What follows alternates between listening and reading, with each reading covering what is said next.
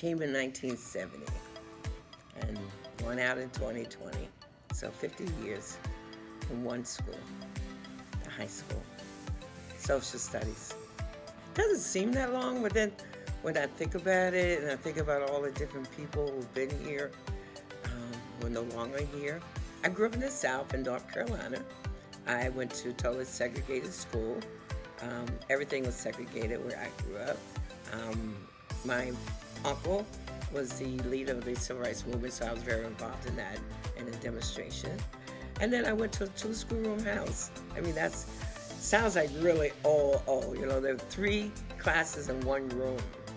You know, so I did that 1 through 6, and then went to the junior high school. We didn't have electricity until I was in the 8th grade at home. So I was a farmer, grew up as a farmer. So I've come a long way to where I am today. I'm still working hard every day.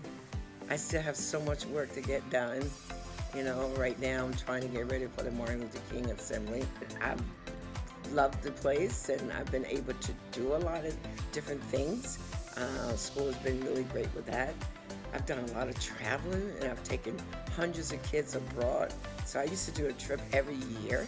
So I've been all over Europe and Africa, and the Middle East, you know, with students, and been able to teach new courses or different courses, go to all kinds of conventions, come up with ideas. So it's been a place where I've been able to grow and been allowed to do some different things.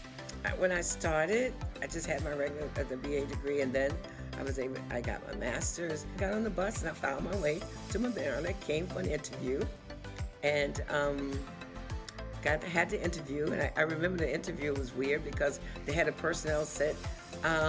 He came in, he looked at me, he says, "What was the name of the treaty that ended the American Revolutionary War?"